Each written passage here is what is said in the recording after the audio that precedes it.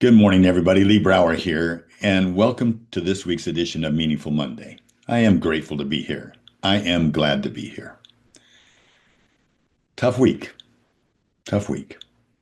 As a leader in today's volatile world, we have a choice. You have a choice.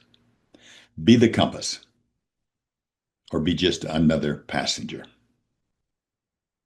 Albert Einstein once said, "In the West, we've built a beautiful ship with every comfort, but the one thing it doesn't have is a compass. And that's why it doesn't know where it's going." I think we'd call that a paradox. I think Dalai Lama said it even not better, but more current probably. We have wider freeways, but narrower viewpoints. We have taller buildings, but shorter tempers. And you've heard the saying, we spend money we haven't earned on things we don't need to impress people we don't like. That is a paradox. Think about our lives today. In some respects, we're more connected than ever. Yet, statistically, at every age demographic, especially our younger people, the young people, lonelier than ever. And we send billions of messages instantly. Lots of people we like. Yet we struggle to have a real conversation across the table or across the aisle. We've got more degrees, but less sense. We've got more knowledge, but less judgment. More experts, but fewer solutions. Martin Luther King warned of guided missiles and misguided men. And behind all the metrics of success, like profits, followers, influence, we're seeing rising rates of burnout, anxiety, and the isolation. And would you agree that contempt has become a national pastime? Violence and division erupt so much more easily. It's all around us.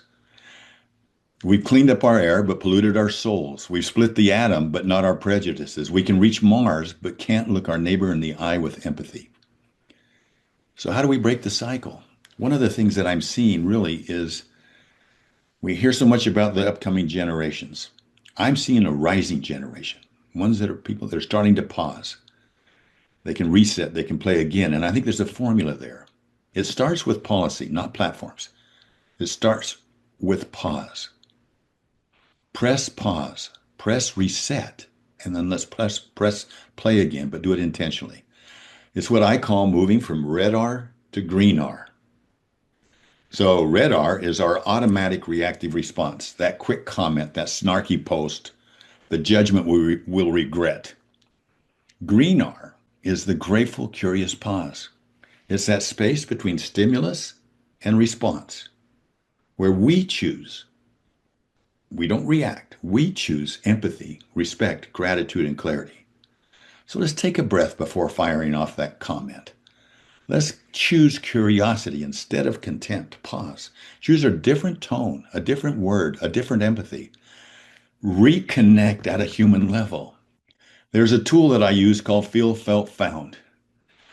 And it just goes like this. Somebody says something I may not agree with, but I can say, I understand how you feel.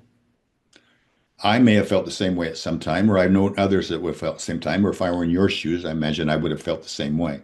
However, I found that, and that's a better way to do it, or even just listen. So feel, felt, found. Another tool is tell me more and be quiet.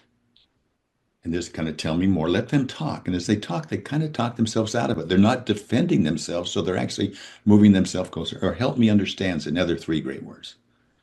Einstein also said, he said, we cannot solve our problems with the same thinking we use to create them. You see, the solutions we need aren't hidden in the next app or in the algorithm. They're really in timeless principles of character, compassion, and connection. Otherwise, every step forward risks being three steps back. But if enough of us choose differently, if enough of us become the compass, not just passengers, then this paradox of our times becomes an opportunity for transformation. This week, instead of giving you a challenge, I want to offer you an empowering question, a green R intention to start each day. Before you start your day, pause, ask a question. It can be a question like, what small step can I take today to brighten somebody's day, someone else's day? Or can I be the answer to someone's prayer today? Or how can I find gratitude regardless of my circumstances? When we move the arrows away from us and move them out, it pushes out the contempt, it pushes out the other, and it calms everybody around us. And don't rush for the answer. Once it's in your subconscious mind, just live with the question and you will see things and hear things that you wouldn't have normally seen. When we ask the compelling questions, we open up our subconscious mind to possibilities that we otherwise would miss. So, be the compass. Begin each day with an empowering question, not just for yourself, but it'll bless the lives of all those who are watching you. Make life meaningful. Let's do it. Let's be the compass. Have a meaningful week. I look forward to talking to you next week. Bye-bye.